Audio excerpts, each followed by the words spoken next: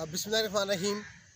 साथियों, आज जब इश्तहार शाये हुआ सुबह अखबारात में रूडा की जानिब से सहाफ़ी कॉलोनी के लिए, नई सहाफ़ी कॉलोनी के लिए, तो बहुत मैंने एक पोस्ट लगाई उस इश्तहार की, और उसके बाद फिर बहुत सारे दोस्तों के मैसेजेस आए, SMS आए और टेलीफोन बहुत सारे आए। तो उन्होंने कहा कि यार इसकी कोई लेटेस्ट सूरत हाल का पता करके बताएं कि ये है कि हमें लेना है, लेना चाहिए या नहीं लेना चाहिए, ये फॉर्म भरने चाहिए या नहीं भरने चाहिए।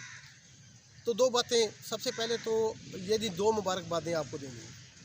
एक मुबारकबाद तो देनी है मैंने लाहौर प्रेस क्लब के सदर अंसारी को और उनकी टीम को और पूरी गवर्निंग बॉडी को और जर्नलिस्ट ग्रुप के उन साथियों को और तमाम ग्रुप्स के उन लीडरों को कि जिन्होंने एक तहरीक चलाई और न्यूज़ रूम का एक जानदार और शानदार मुकदमा लड़ा, जिसकी बुनियाद पे वज़ीर आला मोहसिन नकवी ने और वज़ीर इत्तलात आमिर मीर ने इस मुतालबे को तस्लीम किया और 30% कोटा सहाफ़ियों का उसमें रख दिया। मुझे नहीं पता कि अब इसमें प्रेस क्लब का आगे क्या मौक़िफ़ होगा। जो भी मौक़िफ़ होगा हम उसका साथ देंगे, क्योंकि हम अपनी कम्युनिटी के साथ हैं पूरी तरह से। दूसरी बात ये है कि ये प्रोजेक्ट असल में है क्या, हमें लेना है या नहीं लेना है। तो इस सिलसिले में मैंने फिर इमरान अमीन साहब जो CEO रूडा हैं, उनका भी थोड़ी देर पहले मुझे कॉल आई है और मैंने उनसे तफसील पूछी। तो मेरे पुराने थोड़े से जानने वाले हैं, मुझे बड़ी अच्छी तरह से जानते हैं, और जब ये प्रोजेक्ट शुरू हो रहा था तो तब भी मेरे साथ उन्होंने कुछ फैक्ट शेयर किए थे, जो मैंने आपको याद होगा कि सबसे पहले पोस्ट मैंने लगाई थी। और मैं आपको बिल्कुल यकीन ये दिलाता हूँ, और मुझे जानते भी हैं आप, कि कोई एग्जैजरेशन नहीं है, कोई किसी को कोई फेवर नहीं है, किसी की कोई मुखालफत नहीं है। जो फैक्ट्स हैं वो मैं हमेशा आप तक पहुँचाता हूँ। सच्ची खबर देना जो है मैं समझता हूँ सबसे बड़ा आजकल टास्क है सहाफ़ियों के लिए, सच्चे सहाफ़ियों के लिए। बाकी आपको पता है फेक न्यूज़ ने तबाही फेरी हुई है। तो जो बातें मुझे उनसे पता चली हैं वो आपको शेयर करूंगा, जो मैंने अपने ज़राए से अंदर से पता की वो भी करूंगा, और इस वीडियो के साथ मैं वो फॉर्म भी शेयर करूंगा जो रूडा ने आज इश्तार के नतीजे में दिया है, और उसके फैक्ट्स आपको बताता हूँ। पहली बात तो आपके इल्म में है कि जो 7 मरले का प्लाट है उसकी कीमत उन्होंने बताई है 14,40,000 रुपये, और जो 3 मरले का प्लॉट है उसकी कीमत बताई है उन्होंने 6 लाख रुपए।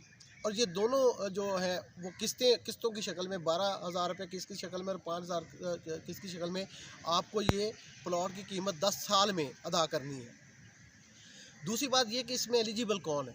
एक तो ये कि हमारे कैमरामैन फोटोग्राफर्स की प्रेस क्लब की ये भी लड़ाई थी कि उनका जो एजुकेशन का क्राइटेरिया वो ख़त्म किया जाए, तो रूडा ने वो भी मान लिया है। यानी फ़ोटोग्राफ़र्स के लिए और कैमरामैन के लिए अब तालीम की हद की कोई शर्त नहीं है, यानी मैट्रिक पास होना या FA होना कोई ज़रूरी नहीं है। उनकी तालीम कुछ भी ना हो तो वो तब भी इस प्लॉट लेने के हक़दार हैं। लेकिन जो 7 मरले के प्लॉट के हक़दार हैं उनके लिए उन्होंने ये शर्त लगाई है कि उनका तजर्बा न्यूज़ रूम का भी और रिपोर्टिंग का भी 8 साल होना चाहिए, और उनकी तनख्वाह 1.5 लाख रुपये तक होनी चाहिए। 1.5 लाख से ऊपर तनख्वाह वाला उस कानून के मुताबिक वो नहीं है।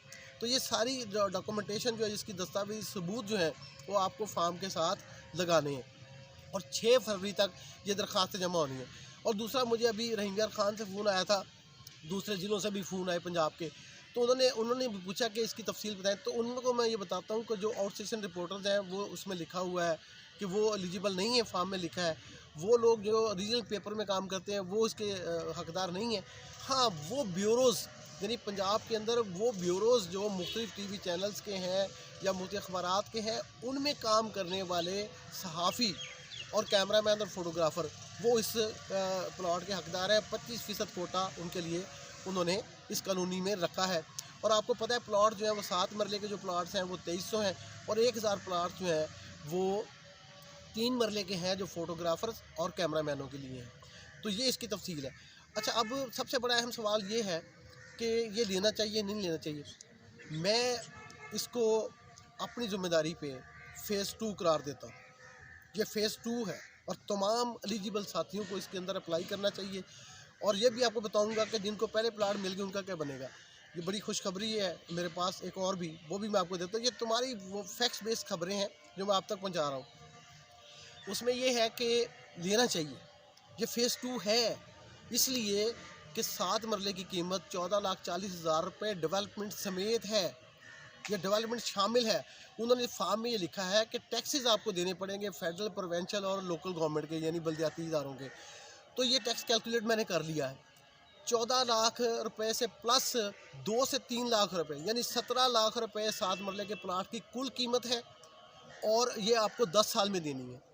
तो कब्ज़ा कब मिलेगा, 10 साल में मिलेगा, कब मिलेगा, ये भी बताना है आपको। अभी आप ज़रा इस वीडियो को देखते रहें। अच्छा, 3 मरले वालों को भी यही है कि 3 मरले के प्लॉट की कीमत जो है वो आपको पता है 6 लाख रुपये और 5,000 रुपये महीना किस्त देनी है। तो 10 साल में ये भी पे करनी पड़ेगी।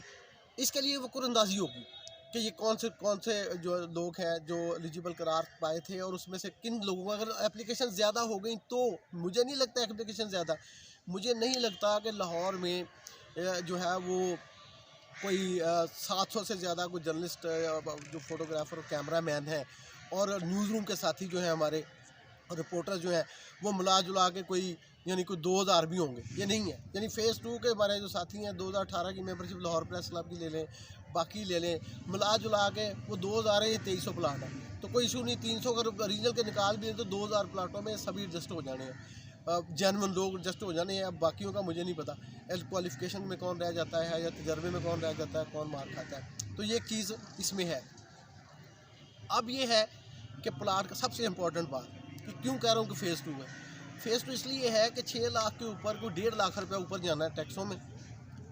और अच्छा, इस पर वफाकी टैक्स नहीं है। ये सारे पंजाब गवर्नमेंट के जो टैक्स होंगे इस पर लगेंगे, वफाक का इसके ऊपर टैक्स नहीं लग सकता, ये लॉ है। और दूसरी बात कि जो 7 मरले का प्लाट है उसके ऊपर जो टैक्स लगेगा वो 2 से 3 लाख लगेगा। 17 लाख उसकी कीमत होगी और 8 लाख इसकी। अब पूरे लाहौर में 8 लाख रुपए का 3 मरले का प्लाट कहीं नहीं मिलना। 17 लाख का प्लाट 7 मरले का डेवलप प्लाट अच्छी लोकेशन पर और अच्छी डेवलपमेंट के साथ कहीं नहीं मिलना। मैं समझता हूँ कि अब आपको आखिरी बात बतानी, कब्ज़ा कब मिलेगा।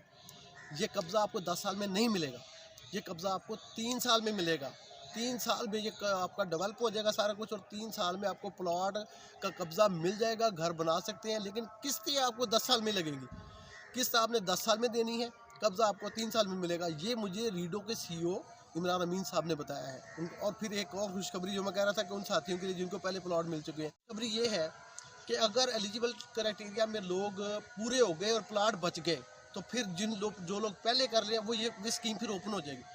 और ये स्कीम ओपन होने के बाद इस तरह से भी होगा कि इसके मज़ीद एक्सटेंशन भी हो सकती है। यानी अभी टीचर्स का भी इस प्रोफेशनल ब्लॉक में आना है उन्होंने, उसमें डॉक्टर्स ने भी आना है, उनमें और प्रोफेशनल लोगों ने भी आना है।